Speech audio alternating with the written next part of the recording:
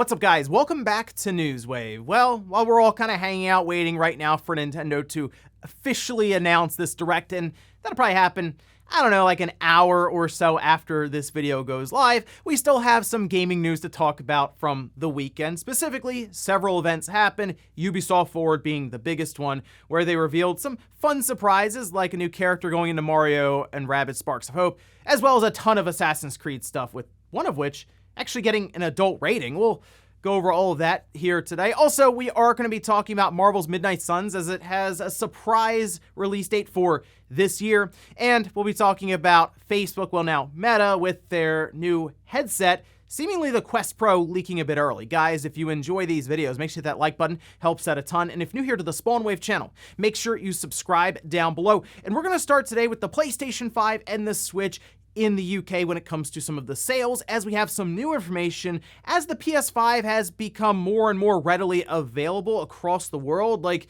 if you go on the PlayStation Direct website, you're generally going to find the bundle for Horizon Forbidden West at $550 without too much issue. Well, now we can see this over on gamesindustry.biz from Christopher Dring, saying it was another strong month for PS5 in the UK, with stock levels up 56% in August compared with July. As a result, Sony's machine is currently the UK's best-selling console of the year so far. The platform moves ahead of Nintendo Switch. Nintendo's hybrid console also enjoyed a sales increase of 4% in August. I don't think this is too surprising overall. We've pretty much known the PS5 has been heavily supply constrained, while demand has been high. If we can see Sony meet some of that demand, yeah, you'll probably see it pass basically the other console without too much issue in different parts of the world. The Switch is 5-6 years old now, so I kind of see the sales numbers as, yeah, most people who wanted that model of Switch probably already have it, and unless Nintendo has a Pro model or something up their sleeve to extend this generation, we're kind of just hanging out waiting for when Nintendo is ready to introduce new hardware to make the jump and see a sales spike. But yeah, for now, I would expect this trend to continue probably across the world in different regions as more PS5 supply becomes available. Also, we did have D23 Game Showcase take place on Friday, and while some of the announcements weren't great because it was a lot of mobile games, they did have some fun flashes in there, like the Gargoyles remastered game that they spent about 5 seconds on. But I think the big time reveal there was Skydance New Media's new game, and that has to do with Captain America and Black Panther in a World War II setting. They have some of the trailer here, and this is a new AAA game that takes place during World War II. Some of the trailer does show off the Captain America shield that has some claw marks on it, and it looks like, based on the end of the trailer, there are 4 different heroes that are headlined by, of course, Captain America, and it looks like T'Challa's grandfather. So I do like this idea, mostly because no one was expecting this direction with Amy Hennig and Skydance New Media. A lot of people were thinking Fantastic Four or something like that. This has me intrigued because I'm not at all sure what to expect, and it's very different from it just being like, oh, Iron Man or the Hulk or something. This is a crossover and mashup I am very curious about, along with the time period. So gonna keep an eye on this one, but we don't even have like a title or a release window. I think it's gonna be a little while before we see everything else when it comes to this one. Oh, and we do know that Uncharted Legacy of Thieves collection is coming to PC. Sony announced that, it feels like forever ago now, but it appears that it's once again leaked out, release date, on Epic Games Store. This is something that this store tends to do a lot, actually. We can see this screenshot. It was pulled from the store before this listing went down, and it seems to be pointing to an October 19th release date. I would expect Sony to just reveal this in like a blog post over on PlayStation's website. I don't think this is going to be a big section in like State of Play or PlayStation Experience, mostly because they've already announced it, and then this would just be like, oh, here's now the release date for it. And it's interesting because now Uncharted on PC, we hear Last of Us Part 1 is going there, and Sony's making that big push for PlayStation on PC, and I think it's going to continue heavily going into 2023. And guys, with some of the quick news out of the way, let's get into the bigger stuff. Let's start right away with Ubisoft Forward. They had like an entire pre-show set up, and they had the main show, and all in all, it was like 2 to 2.5 hours long. But there was a lot of information in there specifically for Assassin's Creed fans. And if you're a fan of the series, you probably loved this Ubisoft forward, because there was some pretty good stuff in there for that. But let's take it from the top, starting with Mario plus Rabbids Sparks of Hope. I'm already sold on this game. It's coming out October 20th, so just over a month away, but they showed off some new gameplay. It still looks really good. They showed off like a full boss fight. And then they talked about post-launch DLC plans, which apparently there are going to be 3 DLCs that they have set up. And one of them will have Rayman joining in, which that's going to be a playable character for it. And that's a fun crossover. We already have the Rabbids and Mario universes crossing over. So yeah, throw Rayman in there and see what we can do with that. It was a pretty quick tease. We didn't even see like Rayman in game, but just kind of telling us about the future of this game after it releases. They then showed off Skull and Bones, which, I mean, I know they really want to push this game just to try to get anything out of it, but I am just so uninterested in Skull and Bones. It is coming out November 8th. That puts it in a very weird spot with other things releasing around it, but they showed off some new gameplay for it and talked a bit more about the scope of the world and how you can shape your own pirate ship captain fantasy, as they say. They then showed off Riders Republic. This is Season 4. They're going to add new tricks, gear, outfits, and they say new ways to compete with friends and enemies alike. Then they shifted over to the Division 2, and there was a lot of Division stuff here as well alongside of Assassin's Creed. The Division 2, it's been out for 6 years, and I didn't even think about it. It has been a long time. They're going to Season 11. Yeah, that's...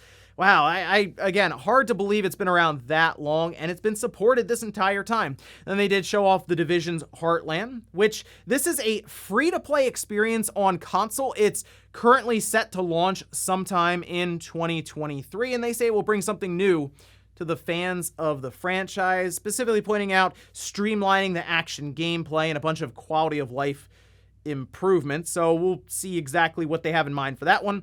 Then they showed off The Division Resurgence, which is a mobile game. So again, you're going to see this a lot with these different companies. Big push towards mobile right now. In fact, after that, they showed off Rainbow Six Mobile. So I guess it's just because mobile technology is getting to a point where they can fit these larger games onto like your phones, that they're able to do this, but it seems like it is a race to mobile from all of these like third-party companies currently. They then talked about Trackmania, which is launching on the Xbox Series X, Xbox One, PS4, and PS5 in early 2023, and it will have cross-play and cross-progression support day one across all platforms. Then it showed off Just Dance 2023. Kind of fell out of Just Dance after they stopped supporting the Wii, but there you go, another Just Dance coming up here soon. Then it was all Assassin's Creed. They really wanted to put over the idea of what's going to be like an Assassin's Creed platform. So not specifically each individual game, but it will all be tied together with Assassin's Creed Infinity. They first showed off Assassin's Creed Mirage. This is the next one up overall. It's coming out in 2023, PC, PS5, PS4, Xbox Series X, and Xbox One. It is exactly how the leaks were talking about, where it is going to be a smaller, more manageable Assassin's Creed. I'm kind of getting like a 15 to 20 hour vibe from this one, and it's also priced accordingly at $50. They did talk about it going back to basics. It's going to be focused more on assassinations, parkour, and stealth. Basically, yes, you'll once again be an assassin in Assassin's Creed. Go figure, that's what people seem to want. Then they also showed off Assassin's Creed Valhalla, the last chapter, so more downloadable content there for the game. Assassin's Creed codenamed Jade. This is going to be a mobile game where they will be bringing the full Assassin's Creed gameplay optimized for an experience on touch controls, which that sounds like an interesting idea. I don't know. That'll be... We'll see how that one works out. Maybe you can kind of like draw a path up as you are moving when you're going up the side of a building or something. I'm trying to envision how they're going to do it, but no release date or anything there, so probably going to be a little while. Assassin's Creed Netflix series. So, hey, again, fans of the series, there's a lot happening here in games and also in other media. There's an Assassin's Creed Netflix game even that's going to be specific to that platform. And then we got to the big one. This is what I feel like a lot of people were excited to see with some of the rumors and the leaks getting out there. That is Assassin's Creed codename red. They even have like an entire like screenshot, by the way, of all of this Assassin's Creed stuff that they announced, because this ended up being a showcase inside of a showcase, with Assassin's Creed Red being like the big time announcement, as it will indeed be heading to Japan. This is what a lot of people were hoping to see. Around the time we got Ghost of Tsushima, they were like, this feels like Assassin's Creed in Japan, but they're going to be taking a shot at it here, and it looks like this is something they're going to do for 2024 at the earliest. They also showed off Assassin's Creed codename Hexe. This seems like one that's going to be quite a while. Like, this might be 2025 even, but again, lines up with some of the rumors and leaks as being a darker Assassin's Creed according to Ubisoft. So, hey, interested in that one, if nothing else, because it sounds like it is going to be different from anything we've played before there. But the big thing that I noticed, and it was talked a bit more with like IGN from Ubisoft, the reason for Assassin's Creed Infinity existing is a hub, yes, but also a way to kind of remove, I don't want to say the down period in the game, but for me it kind of was. And that's the idea of going back to like the modern world with the Animus and all of this. That is going to more or less take place in Assassin's Creed Infinity's hub. And it's almost like you are going to the Animus and you can see all the modern stuff if you want. But if you go into any of these games, you're just specifically in that time period. You're not kind of broken up with the action, going back to the Animus and then back into that time period with Assassin's Creed. So overall, while I felt pretty burned out by Assassin's Creed Valhalla, and a lot of that's because it's like 100 hours plus for that title, it does sound like Ubisoft is at least seeing some of the fatigue set in, and they even mention not every one of these games going into Assassin's Creed Infinity is going to be this 150-hour marathon open world RPG. Some of them will be like an Assassin's Creed Mirage, and I like the sound of that, kind of breaking things up and trying new things, like going to Japan's like feudal Japan setting, or whatever this codename Hexe is going to be. But there was something that was spotted here, and that has to do with an adult rating for one of these Assassin's Creed games. Which brings us to our next story, that being Assassin's Creed Mirage having this rating over on the Xbox Store. We can see it has an adult-only 18+ rating. This is not something you typically see at all. Most of the time, when a game gets an adult rating, it is not sold at all on like Xbox or PlayStation or the Switch. Even though Nintendo's been pretty lax when it comes to their policing of content on their platform, even they would look at that and be like, it's got to be at least mature rating, right? And that's why a lot of developers and publishers will avoid this rating. But it gets kind of interesting. The reason for this isn't, say, intense violence, blood and gore, sexual themes, partial nudity. No, it's the last one.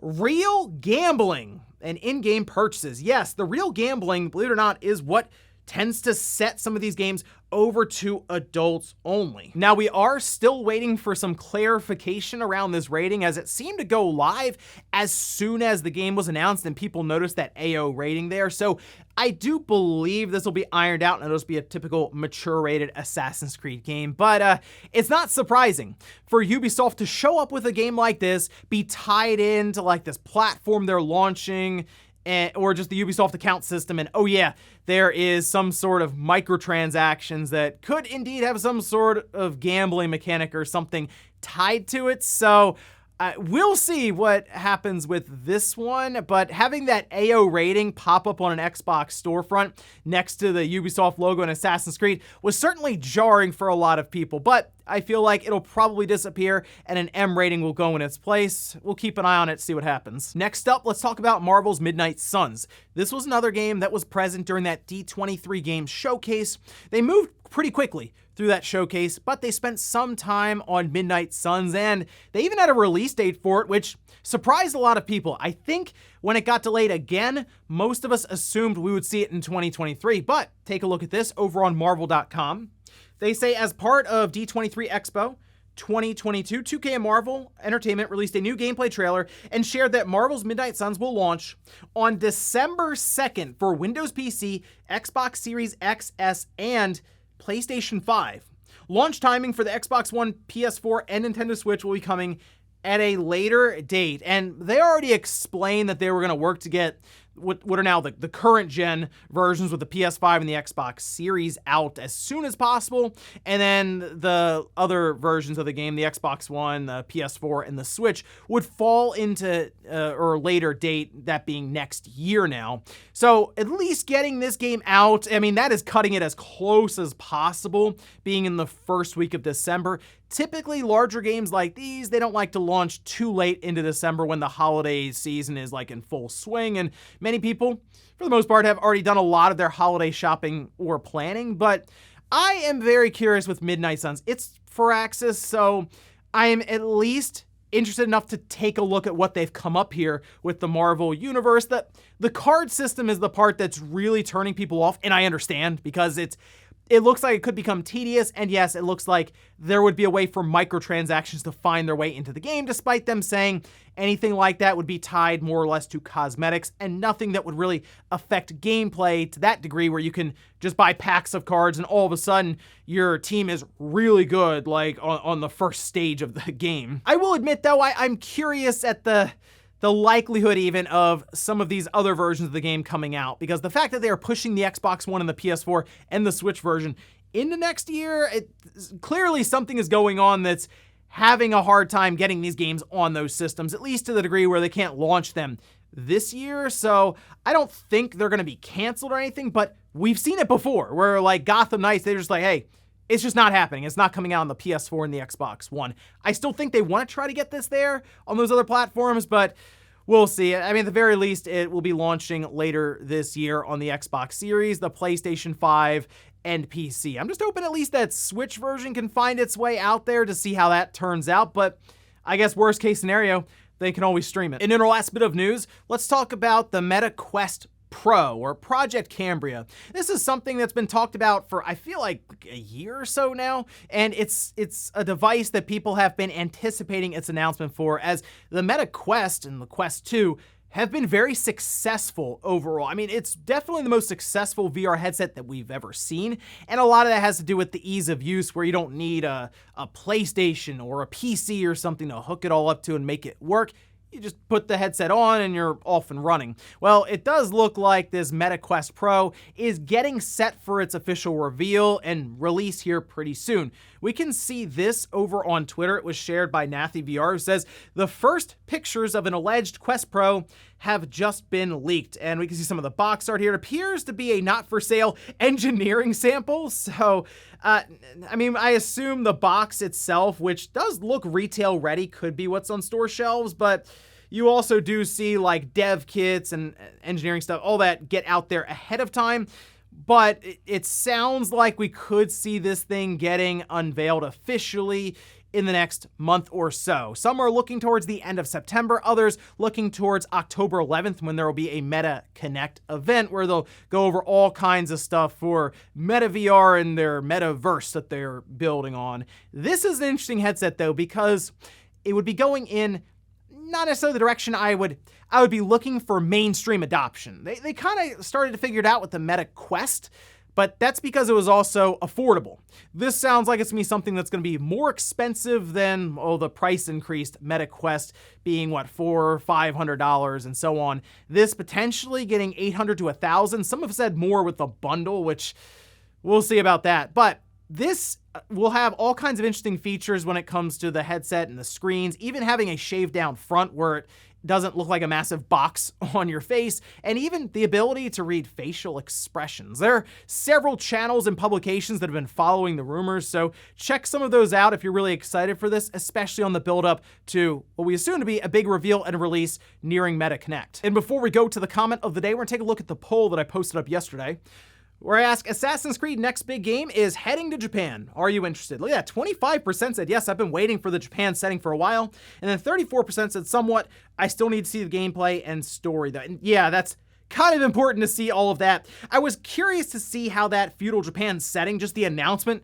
how interested people would be in that, and I do believe that's kind of the setting people have been calling for now more than ever, because Assassin's Creed has already done a lot of different settings and historical time periods. Japan is the one that a lot of people have been hoping to hear about, and I mean, it seems like that's the next big game after Mirage, that still being kind of a smaller Assassin's Creed. And I will admit, that is certainly a way you launch their platform Infinity, the time period and setting that people have been calling for. And I'm curious just how they're going to handle that platform overall after being burned out by Valhalla. I mean, Mirage could be a way to pull me back in, and who knows, this Project Red, the codename Red Assassin's Creed, might be a way to keep me there. And we'll finish up with the comment of the day, as you're seeing here.